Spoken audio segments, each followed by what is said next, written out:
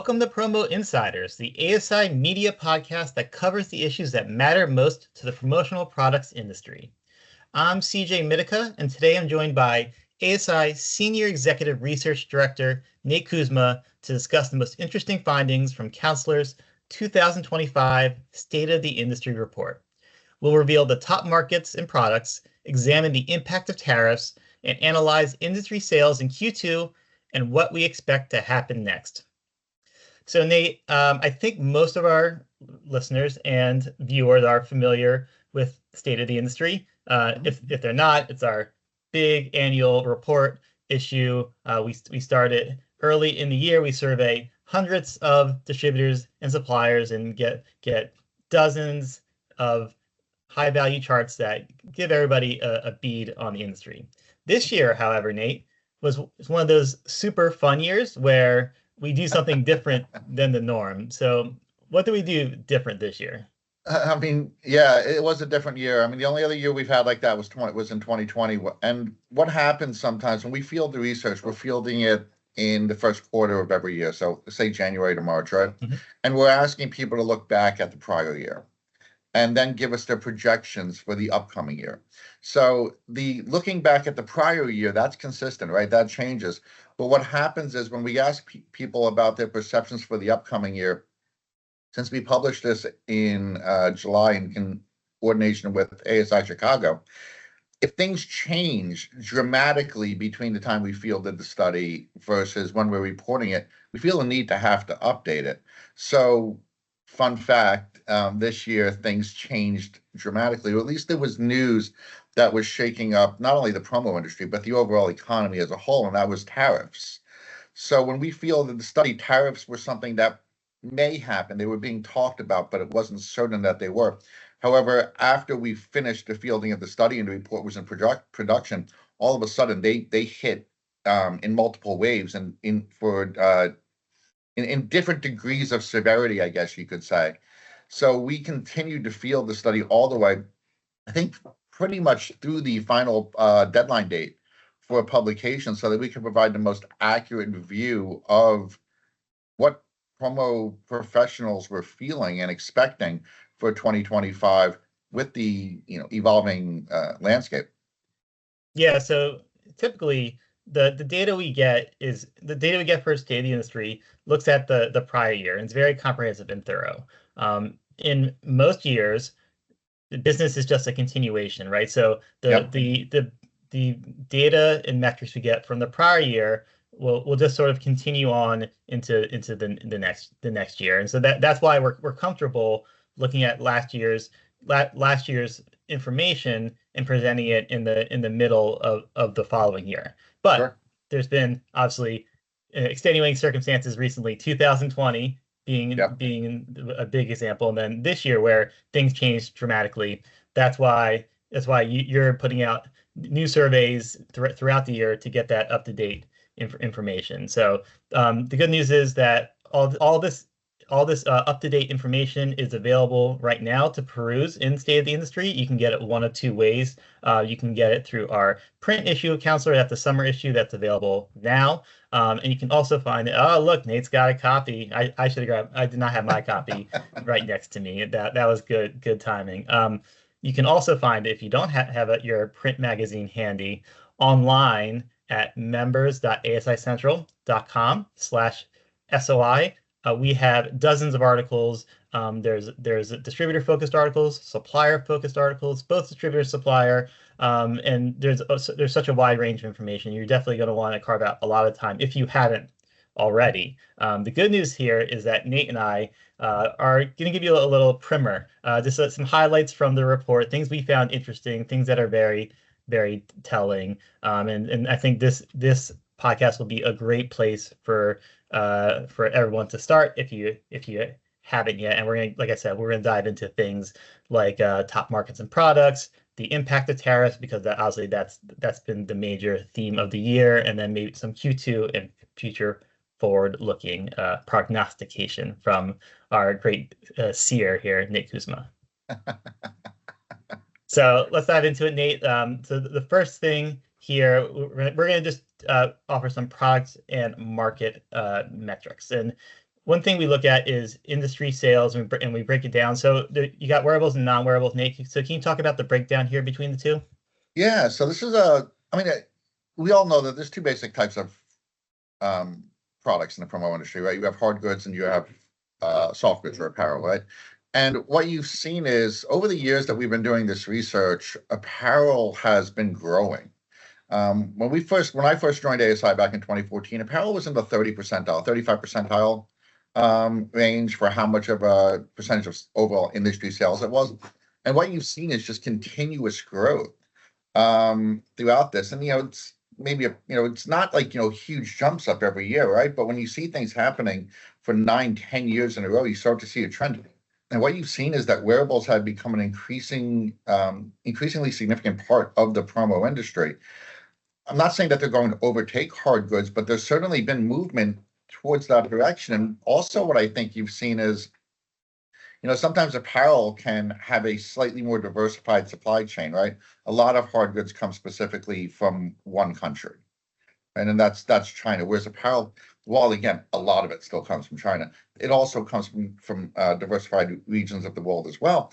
So therefore, I think that that's also contributed to the growth. So yeah, this has been a 10-year trend that I don't necessarily see it stopping anytime soon.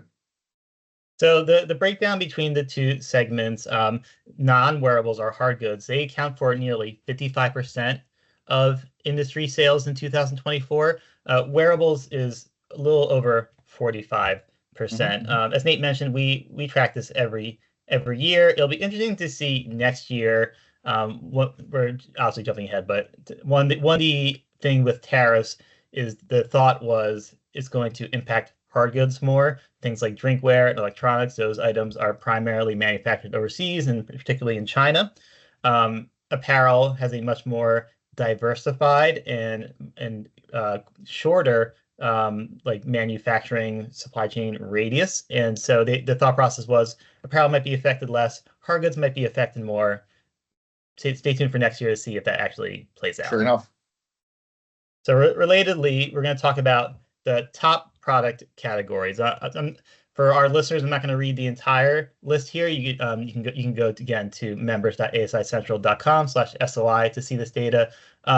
Real quick though, the top 10 products are t-shirts number 1, again, drinkware, polos, caps and headwear, bags are 5th, and then you got wearables, other, writing instruments, shirts, other, desk and office accessories, and then electronics and USBs. So out of this list, Nate, what stands out to you?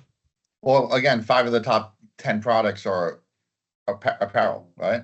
So that's the first thing to take away from that. That there's a lot more variation when it comes to hard good products, but apparel really does put forth a really strong showing. In fact, has 3 of the top 4 in terms of overall leading products. What I think you're saying though here is, CJ, there's not necessarily what I would consider to be any big changes from 2023 to 2024. That does happen in certain years, especially if there's like some hot product or something that really drives the market. A couple of years ago we had the Stanley tumbler that really drove the market, and we've had silly things like sorry if I offended anybody by calling it a fidget spinner silly, but let's be clear. But it's things like that. So if you have a new hot product that enters into the promo world, that can really drive the growth of a category. But in the absence of that, I think what you tend to see is it's pretty standard, right? There's not going to be, and by the way, when I talk about a big product, I'm not saying like it's one company that has it. I mean, this has to be a sea change. It gets across social. It goes into society. And that's what we saw with the Stanley tumbler and the fidget spinner to that point. So what I think you saw in 2024 was, like you said earlier, like you can look at a continuation of business. Well, from 23 to 24, that's sort of what it was. The leading products were still the leading products in that year.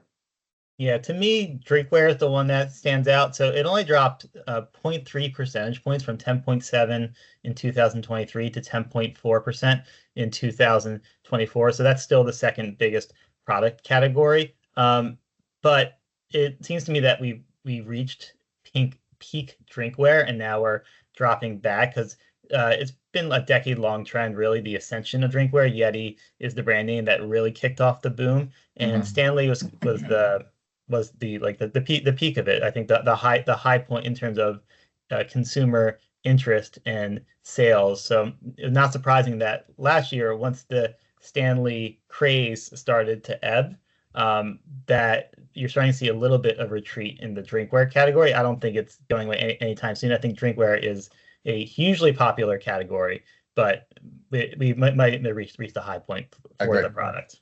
Yeah, I would agree with that. The next big one that was supposed to come up after that was, I believe, a Walla. Yeah, which is very Um, popular, by the way, and I think did overtake Stanley in our ESP searches. Very popular, but not nearly the same Sure. visceral market reaction that we saw with Stanley. Yeah, and it's like the Beatles and the Monkees, right? The Beatles ain't got the imitators. Still popular, but didn't reach the same craze. Yes, I suppose so. They is completely taken back by that analogy. Let's switch to markets here. This will be last in our products and markets data. So the top five, I believe, were the exact same as last year. You got education coming in at number one with 13% of all North American promo sales. Healthcare number two, construction number three, manufacturing fourth, finance and insurance came in fifth. Again, I think this feeds into your theme, Nate. Just a continuation of what we've been seeing the past few years. There wasn't a lot of shakeup when it came to the market data. No, there wasn't. Again, there wasn't anything fundamentally significant that happens. Like it was. I feel like 2024 and was sort of like a year of like waiting for something big to happen or something fundamentally to shake the market, and I don't know that that ever actually happened. So that's sort of what is represented in these numbers. Having said that, I have no idea what to expect in 2025. So like, yeah, we have these number one, and education's been number one for well over a decade now, with the exception of 2020 when it was just slightly surpassed by healthcare. So will this maintain in 2025? Perhaps, but I wouldn't be surprised if you start to see a shakeup, especially when you get down past the top two. Sure, yeah. With tariffs, we're seeing two different, I guess, things going on. We know that major industries are being impacted by the actions of the government. There's funding being cut to education, right? There's all the cuts in the federal government and healthcare and grants for research is impacting hospitals and the healthcare industry. So things like that we know have an impact on this industry. We think it's going to have an impact on those industries, and yet at the same point, we're hearing from distributors that buyers are still buying. And how does this translate? We just don't know if is it going to be a shift across the board? Are certain industries going to be impacted more than others? There's a lot to still be determined that we won't know until we measure this again next year. Sure. Yep. So speaking of tariffs, let's dive into it. So this has been something that you, Nate, have been surveying our members consistently since the major tariff announcement came down in early April from the president. And we measure this in a few different ways. One of the things that we measured is distributors' concerns about tariffs, and I'll let you talk this through. But we measured it in, so we have like the overall level concern, but then we also asked them, are you like very concerned or somewhat concerned or even slightly concerned? We also asked them, are you not concerned at all? And some of them did say that. So I think I see a shift here, Nate, since we've asked this. Well, what's been the shift and what's been the cause of it? It's been a softening. Like it's almost like the market's like sort of like adapting to it a bit, and distributors are adapting to it. So what I mean by that is everybody's still concerned with tariffs, right? Like in April of 2025, 92% of distributors were concerned with tariffs. In July of 25, so full 3-4 months later, it was 88%, right? That's pretty much the same number. But where you've seen the differences is in the people who are very concerned about them. In April, 51% of distributors stated they were very concerned about tariffs. And that number has declined every month that we did the study, all the way through July of 25, when it was at 25%. So it was cut in half. And the reason for that is I think it's a little bit psychological. People just needed to know what was going to happen. right? Businesses can adjust, end buyers can adjust, suppliers can adjust, as long as they sort of have an understanding about what is to come. And back in April, it was still highly uncertain. I mean, obviously, this is not etched in stone right now. Let's be completely clear. As we're recording this in, mid to late August, this is still definitely not set in stone. But at least there's a little bit of an understanding about what to expect and how to start pricing it in. So that's what you're saying. It's not that concern is gone. It's far from gone, but it's that uncertainty that was driving the extreme concern that is now abated a bit. Yeah, I totally agree. In our talks with both distributors and suppliers, certainty is the word that comes up. They don't have to like what's going on, but as long as they have certainty, they can plan out what they're going to do. You see it in the data, as Nate said, 51% were very concerned in April, 25% in July were very concerned. But now that we're recording this in mid-August, certain things have happened. The reciprocal tariffs have gone into effect and they're being enforced. And the other major issue was China. The president and the U.S. government announced a 90-day, I guess, continuation of the agreement with China about the tariff rates, and that's locked in, I guess, at I think it's 55% overall tariff rate. What is not the 145 or super elevated rates that it was in April. All that gives people in our industry and businesses as a whole certainty. So yeah, maybe the tariff rates will shift slightly, right? Maybe the negotiations with the president and another country fall apart, and he raises it just 20% because he's not happy. But on the whole, the tariffs are in place, they're being enforced, people have come to expect it. That's causing that shift that you discussed, Nate. Yep. And again, there's a lot of different ways that we're measuring the impact of tariffs. Another thing is price increases. The argument, the logic is simple. Added cost for the importer of record, which is typically the supplier in our industry. It could also be distributors who are importing direct, but usually the suppliers. Mhm. Suppliers have two choices. They can swallow those costs, right, and eat into their cost and margin, or they can pass it along to the distributor who has the same choice. Swallow those costs and increase costs, or raise their prices that the customer pays. What we're seeing is now, I think we asked this question in July, is that Yep. over 70% of distributors have increased their prices, and 65% of suppliers have increased their prices. And most of the increases are, let's say, in the 1 to 10% range. So we're seeing price increases. We're not seeing huge price increases. What do you want to add to that, Nate? Yeah, that's what I would add to it. We're not seeing these things yet. And I think there's a reason for it, right? So in anticipation of the tariffs, there was a large stockpiling of inventory by suppliers leading into April and May, right?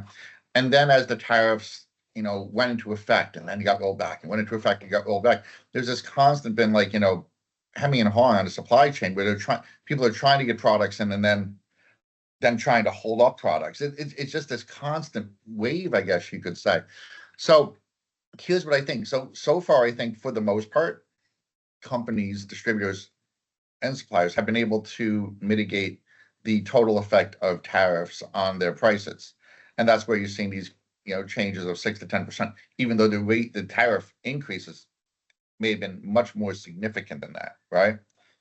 But that's going to, if these stay in effect, that's going to change. People will need to get products in there. They're going to have to pay the higher rates. So what I would anticipate you're saying is, how like with that slide earlier where we talked about how there's people who were very concerned with tariffs declined over time, so sort of step down. I think what you're going to see is some of these bars shifting to the right a little bit, and you start to see the bigger numbers for the bigger increases start to get unfortunately larger. I don't know that I don't know that you can even do anything about it. I think it's sort of inevitable. That's what the effect of the tariffs is going to have. It's going to have an increase on pricing. Will they be rolled back if the tariffs go away? Sure, maybe, but they're going to be rolled back at a much slower rate because suppliers will still have to burn through the inventory that they paid the higher rates on. Yeah, yeah, it makes a lot of sense. One additional thing I would add is that just because there's a say a 50% tariff increase, it doesn't mean the cost that the buyer pays goes up 50%. But it's 50% on, that's an important point too. It's 50% on the wholesale cost, right? On the Yeah.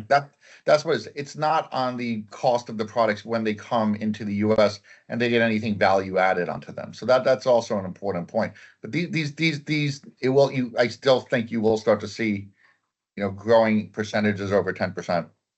Yeah, again, the longer these tariffs stay in place, I think right, the greater increases in price that we'll see. And this plays directly into margins. We're going to look at both distributor and supplier margins.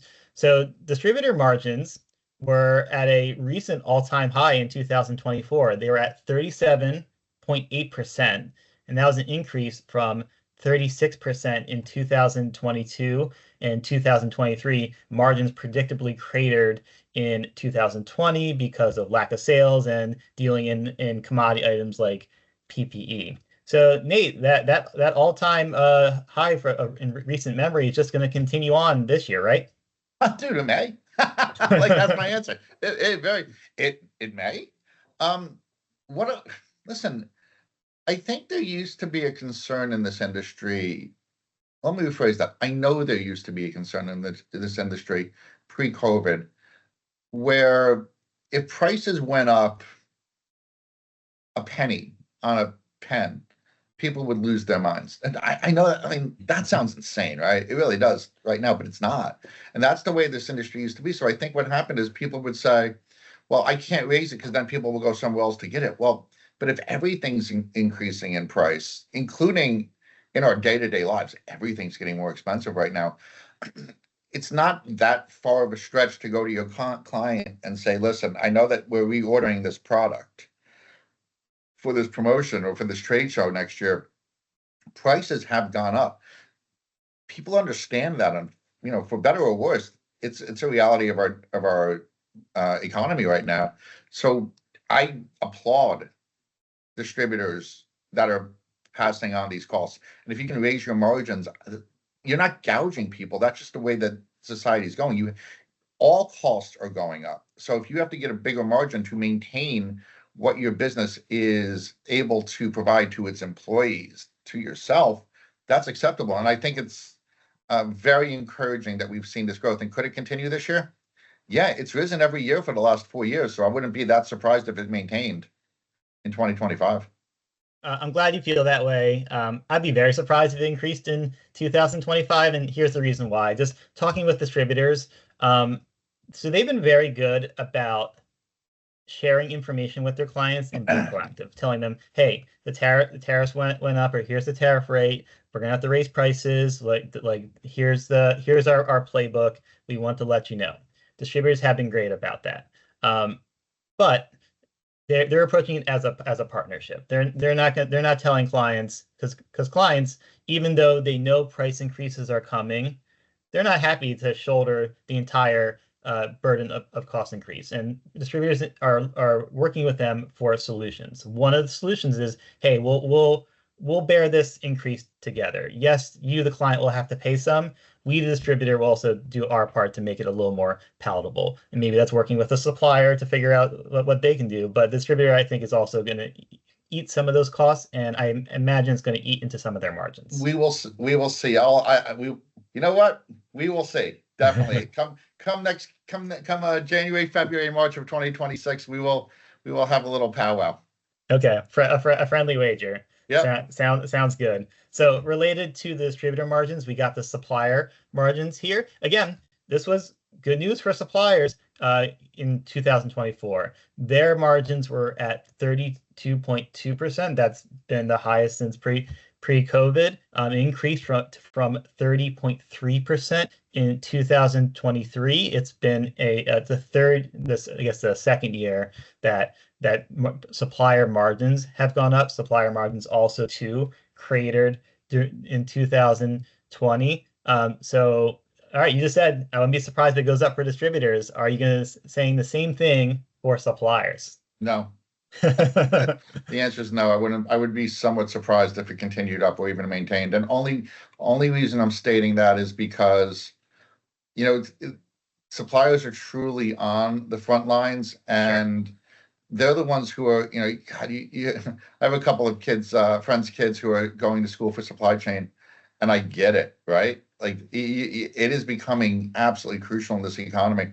So I think companies that are going to be very good at managing their supply chains are going to fare better in 25 than others. But it just goes to show the importance of not only managing, but also having as diversified a supply chain as possible.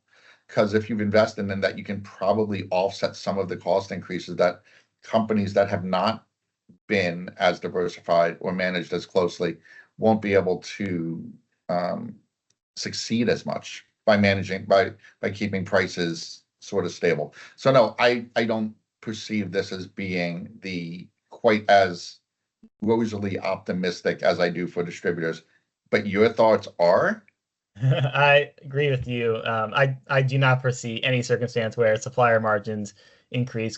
As you said, they're the front line. They're the ones who are having to pay that tariff levy, and they are shouldering most of the burden. I'm not saying that distributors and buyers aren't, but it's like that trickle down effect. The suppliers Sure. feel it first, and they feel it the most. We did include in this presentation the information we have on supplier health, but the article that ran in our SOI package was very enlightening. Supplier health has been just not doing well, and I think it decreased for this other second or third consecutive year. Even though industry sales have been going up, supplier health has been going down, and that's Yep. because one of the reasons that I believe is that all the things that have happened in recent years, from COVID to supply chain issues to labor shortages, those directly impact suppliers first and foremost, and creates cost and profitability price pressures. Suppliers feel that the most, and this is just another example of that. Yep. So we've been talking about tariffs, talking about sourcing. We've got information about sourcing from China. This is a question that we asked starting in 2021 because of the impact of tariffs, the impact of COVID, and we heard this drumbeat in the industry about moving away from China. And so we asked suppliers, we've been asking suppliers in the last 12 months, have you actively explored new countries for sourcing your products due to uncertainty about the trade situation with China? So in 2021, it was 25%. It decreased the next 2 years. It went back up to 26% in 2024, and we felt we had to ask the question again this year because of what's been going on with tariffs. It went up to 30%. So that's like major movement, Nate. So what's going on here? It's frustrating. Like, here's sort of what I feel happens in this industry. And I wish you could, like psychologically, I understand it, right? But it's sort of, because I mean, I think everybody does this to a point in their life, but when things are really at a crisis point, right, what do? You start looking for alternatives, right? But then all of a sudden things settle down, and then you're like, cool, I'm going to go back and just focus because I think we're out of the woods. And then it comes up again, and you're like, oh my God, I got to focus again. And I sort of feel like that's what this is, Siege. Like I do. I feel like the problems of having, for many products, a single source country that is dependent upon showed up in 2020, right? When lockdowns were being present and nothing could get out. And people and suppliers were like, we got to really start looking at alternatives. But then it opened up again in 22 and 23.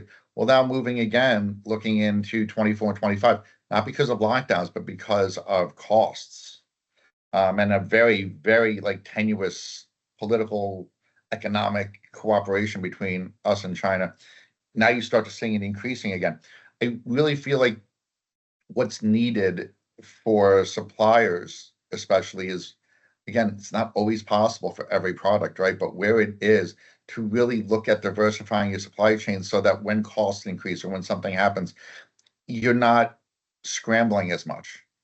It's just you're trying to plan ahead. And I think that's my hope is that, let's say, once the situation settles down fully, right, and there's some level of normalcy, we don't see these numbers drop off. That would be my hope.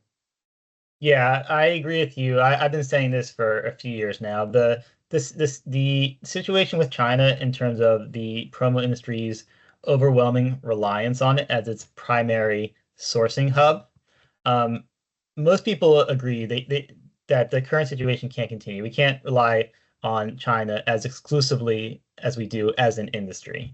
But in the past couple years, that went from like a priority, like something that they felt they had to do, to something that they wanted to do. They thought it would be nice to do, but wasn't as necessary. There are other bigger things they turned their attention to. Once tariffs hit this year, that feeling got ramped up Yep. quickly, and you're seeing that in the data. And I would say, like, if after taking 2020 into account, taking what's happening this year into account, if suppliers like don't get the memo and don't start diversifying their sourcing options, like I don't know like what else to say, because there's already been enough going on to indicate like this should be a priority. And I get that China is top of the line. They do certain product categories way better than other countries. They have a much more developed infrastructure that makes doing business far more convenient and reliable. Yep. But again, if China is your only option, then you're leaving yourself very at risk. Yep. Good. So last thing here about tariffs. Well, we talked about China. Let's talk about Made in USA, and that's been one of the key aspects of this whole conversation, right? Why are we implementing tariffs? One of the things is to reduce our trade imbalance according to the government, and to funnel production back into the United States. So one question we asked is like, well, for distributors and suppliers, what are your anticipated changes in purchasing made in USA products? Are you going to purchase more domestically made items? And when we asked this in April, I think we had 80% of distributors say yes, either significantly more, about a quarter, or somewhat more. And then suppliers, though, it was a little different. It was about half saying yes, they were anticipating buying more made in USA products or producing more made in USA products. Half said no. So not surprising that we're seeing increased interest in USA products. The split here between distributors and suppliers, though, I think is pretty interesting, Nate. Well, yeah, supply. I mean, and distributors can actively search out in many cases if they made in USA Totally. products, right? Like if all of a sudden somebody says to them, "I need a made in the USA, notebook," right? And they don't currently deal with any companies that sell made in the USA notebooks, they can go look for them. Right? They can find a supplier out there that does actually create them. It's a little bit harder for suppliers to do that. Like their single sources may be only overseas for their products. If they're getting blanks in, or they're getting other types of materials and that they need to make their products, they may only be available overseas. There are some, it's crazy, but there are certainly some products that are not made in the USA that just there's none available. So I think that that's a challenge. It's just not as easy. So unless the supplier is really willing to, in some cases, shake up their product line significantly, it may just not be an option. That's something that's going to take a pretty long runway to fix in the U.S. economy. Yeah, the idea that these manufacturers are just going to pivot their supply chains and produce all their products immediately in the United States, that's a pipe dream. Like that's not going to happen. It takes time, and it's possible, but you need development time. You need capital, because you need to invest. A lot of these companies who are either reshoring production or adding production to the U.S., they're doing it through primarily automation. And because the labor force is also an issue, that a lot of people don't want to work these factory type jobs, and so like labor is also an issue. This is all possible with automation and investment, but that's not attainable for a lot of business, and it will take time for that to happen. Sure. Yep. And also, just as you mentioned, like distributors can source those products, suppliers don't have it don't have as many options. It will be interesting to see how this plays out in the next couple of years. And the reason is not in addition to the tariffs, you have all these cultural events happening in the US, the 250th birthday of our country. You've got the World Cup coming up. You have the Olympics coming up. These are major events that some suppliers at least expect will spur made in USA interest. And it'll be interesting to see if that interest sustains though in the next couple of years. Yeah, you're right. There's a lot of very, very big international events. And if you go back to the Olympics that have been held in the US, and obviously there hasn't been any, I think 20 years or something. But there was a period where we held them in, LA, then we had them in Salt Lake City, then we had it in Atlanta. There certainly was definitely during those times, I feel like a made in the USA sort of mantra, and especially because that was what was really big back in the 80s and 90s. So it'll be interesting to see from my perspective if that actually still is a thing. I think it will be, especially given the current political climate, but we'll see how much of an effect that actually has on business. That I don't know. Yeah, stay tuned next year for that updated information on Made in USA. A couple other interesting data points. These are less tariff related, just things that I in particular found interesting. One of the things I've been hearing from distributors is that projects are just taking a lot longer.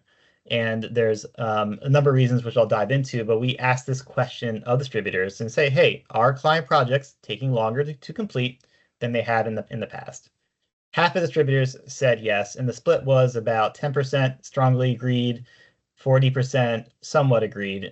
Interesting to me, Nate, that it's consistent across the board. We see a lot of skewing in our data where it's sometimes more exaggerated for very large suppliers compared to smaller distributors, this was even. So what did you take from this question and this data? That projects are taking longer. Bluntly, I think that's really what it comes down to. And I think, it's stunning because to me, it's just, and I try to always still look at things from an outside perspective, right?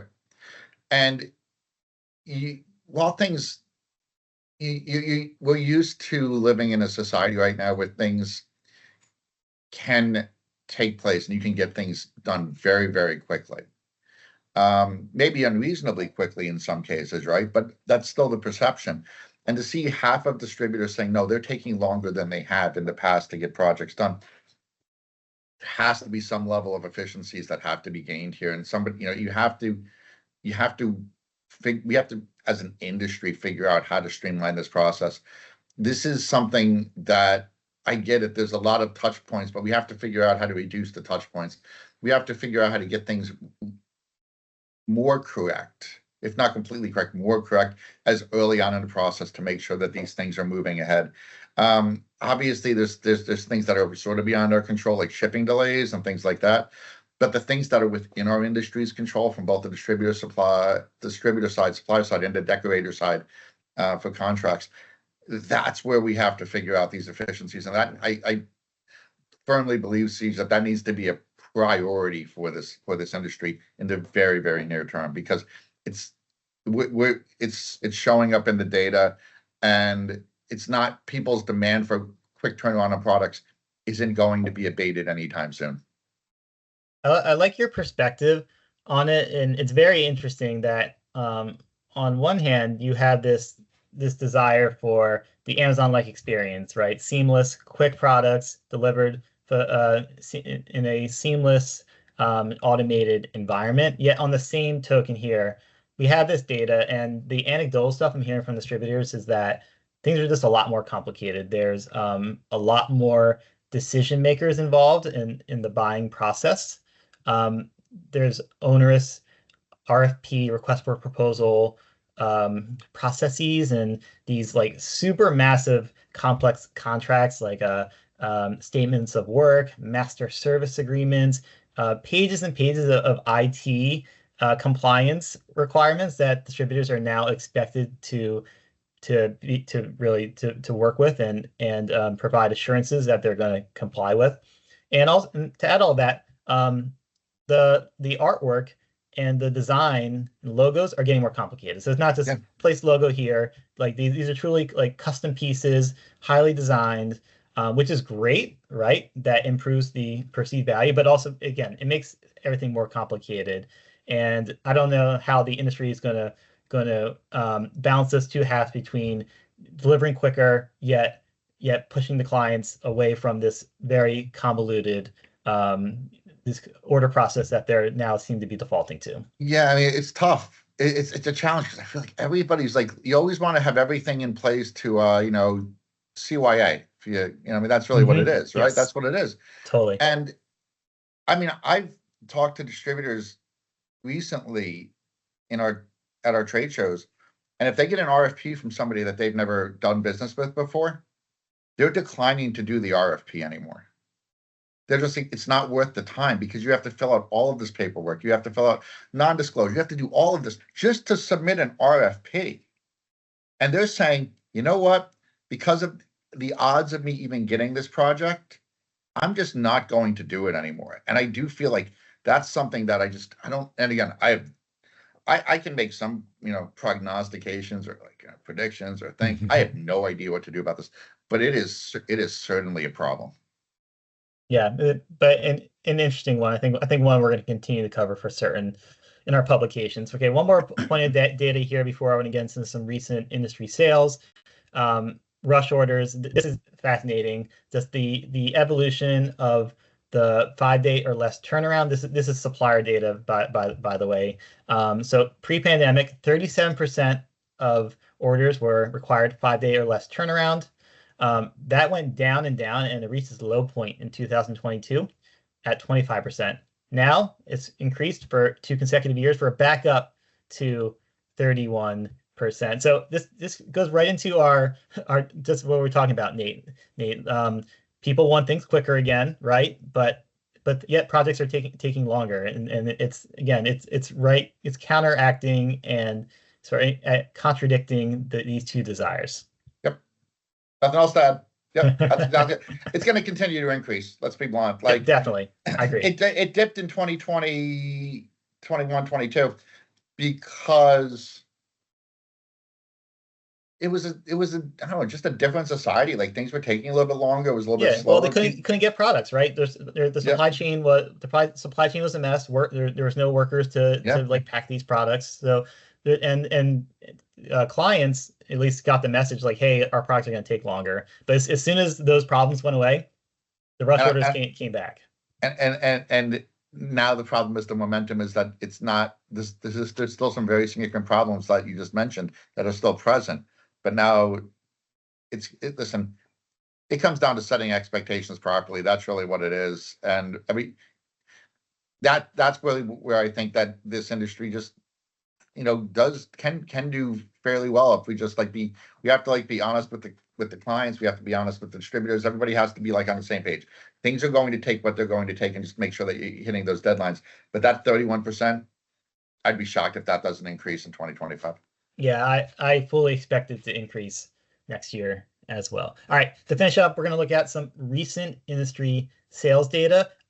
So we'll show this, but Q2 sales were down, I believe, 3.6% or 3.2%. I gotta look. 3.2%. 3.2%. Yeah, it was down 3.6% in Q1. So first thing we asked Nate is distributors and suppliers whether their sales decreased or increased in Q2 versus the Q2 of 2024. Nearly half of both distributors and suppliers had sales decrease in the quarter, which is not a great sign. No, it's not. But it just points to a challenging business environment. I've said this before, when we're talking, or to anybody that'll listen to people. There's a lot. Companies are sitting on a lot of cash right now. They are. And I mean, I'm talking about end buyers here. They're sitting on a lot of cash. Large corporations are making record profits, and I feel like it's been that way for a bit now.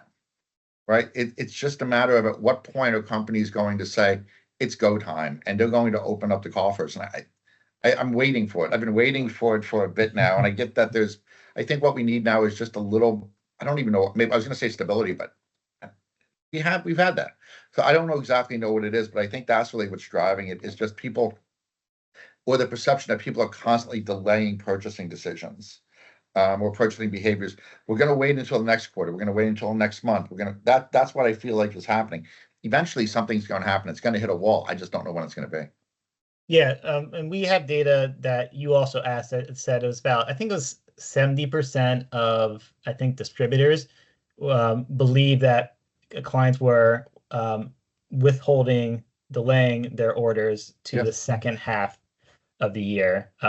So that's the hope. It's also funny though, like I heard from I've definitely heard from distributors that they had distributors who had actually good first and second quarters because they got clients to order early because they told them, hey, you have a chance to get your products now before the tariff and price increases come into play, before the inventory dries up because suppliers are holding it in China, and they got major orders that way. And I think that was great for them. Kind of creates this lull where better first quarter, and maybe it's a lull in the middle of the year until it picks up at the end of the year. Looking at the industry sales data by quarter, as I mentioned, negative 3.6% in Q1 for North American distributor industry sales, negative 3.2% in Q2. Those are the first consecutive negative quarters since 2021. Not great company to keep. The confidence in our counselor confidence index is interesting because it's one thing to say, hey, sales are down. It's another thing to say, but what's the optimism? What's the expectation? So, Nate, the end of 2025, distributors have a confidence rating of 88. So what does that mean, and what does it mean relative to the prior quarters of this index? Sure. So the way that you want to read this is, let's say 100 is the baseline, right? And we set this number back in 2002, something like that, 2001, like a long time ago. I was a lot younger than CJ when we did this. So, but we set that. So 100 is the baseline. So if it goes above that, that means that people are more confident. If it goes below that, it means that people are less confident. And that's the way to look at it. So what you look at here is that it's at 88, right? So that means that overall, because it's on a base of 100, right? Distributors are 12% less confident than if they were at parity with where we've always measured it. For perspective, during Q2 of 2020, that number dropped into the 50s, right? So it's a lot less. So it's not like this is lower. This is lower than we had for a long time. For a long time, from like 2014 to 2019, through 2019, the number always existed at 110, 115, something, right around those numbers. It was always above 100. But then obviously COVID hit, and ever since then, it's sort of been a bit of a roller coaster. What we see here is that, the end of year projection is people are thinking it's going to be, they're not as optimistic or confident in the industry for 2025 as they were even at the beginning of this year. So can that change? 100%. It can change. We've seen these numbers shift very significantly in a very, very short period of time. So could it happen? Yes. Will it? Maybe. Don't know. We'll find out. But that's sort of how to read it. Yeah, it's been interesting. We're not showing this here, but tracking the confidence index and looking at the end of year projection, and seeing the projection actually go up. So when tariffs were hitting hardest and people were most concerned, that end of year projection was down even more. I think it was somewhere in the 70s. Yep. And then at the end of Q2, the projection had risen to 88%, which I think feeds into that idea of optimism for how the end of the year is going to play out. Not a word that used to describe Q2 sales. If you're looking here, the most popular choices when we asked our survey takers, hey, use one word to describe Q2 sales: slow, challenging, uncertain, unpredictable. These are not surprising, and Nate, it obviously speaks to what we've been discussing, it just how Q2 has played out recently. For sure, for sure. I mean, that's exactly right. I mean, some of these, this is always something we can always put numbers behind something, but when you actually see the words that people are using to describe it, including some colorful words in here, I'm not sure if this is the version, not completely safe version. But yeah, it's true, and it's this industry is looking back on this. The way I describe this industry, when you ask for like a retrospective look at it, it's very, very, very clear and straightforward and realistic.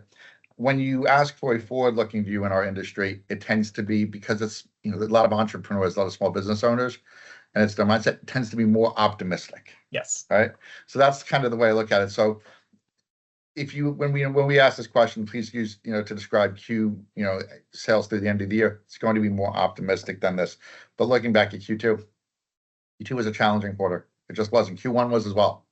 So my hope is that come early October, we do the same, and it's maybe a little bit more variety, I guess you could say, of words with some more positives. I don't right now, as we're recording this, we're halfway through the quarter. I don't have a feel for it yet. I don't have a feel for how it's going. I think you hope things will be picking up, but I think we'll find out very shortly. Yeah, so I was going to ask you about that. I'll share my thoughts. Like, I'm definitely not expecting a gangbusters Q3 or end of the year. I know people are optimistic. I was at our Chicago show, and people were very optimistic about the rest of the year and eager to make sales. And I do think there are going to be some delayed sales that are coming because companies do have money to spend that they weren't spending in the first half of the year. But I think there's still just too much going on to say with certainty we're going to have an incredible second half of the year. Now we could have a positive second half. Maybe there's some positive growth, but I think there's too much at play to forecast something beyond just a either moderate growth or just merely being an improvement over the first two quarters. I agree. So to wrap up, Nate, for our state of the industry report, what last thoughts do you have? Well, one I would just say is make sure that you're using it to benchmark your own industry against some of the KPIs we have, the key performance indicators. Make sure you're doing it to benefit yourself versus on profit margin. Make sure that you're diversifying your businesses enough across the different types of products you're selling. You don't want to be all in apparel or all in hard goods if that can be avoided. And look at the industries you're selling into, right? Make sure that you're focusing on some of the faster growing industries, such as apparel. So CJ, I have a question for you. If I got you a t-shirt with my face on it, right? Would you give me a Jason Kelce-like introduction on our next Promo Insiders? Your face on it? Is that? Yeah, that's because, that seems to be the thing. If I, Taylor Swift thing, if I give you she had a, Jason Kelce was wearing the t-shirt. If I got you one, would you wear it and give me a big rousing, like that enthusiasm? If you went so far as to spend your hard-earned money to put your face on a t-shirt and then give it to me, then I will do what you asked me to do. Oh, okay, cool. This may be my last appearance on a Promo Insiders podcast. We'll find out, but if not, don't think that's going to happen then. Either way, the 2026 Promo Insiders report on the SOI is going to be way more livelier than this year. Especially now. No, I just think that make sure, again, the way to use this data is just, what I say, take some time. Everybody wants to run and rush and get through things, and take some time with the articles. Take some time looking at the website. Take some time with the charts. And the more that you know your business and how you stack up, the better your position for success. That's what I would say. We spend a lot of time and effort to put this data out for the benefit of our members. Use it as best as you can. All right. Amen. So again, you can find our full State of the Industry report in the summer issue of Counselor or online at members.asicentral.com/SOI. Nate?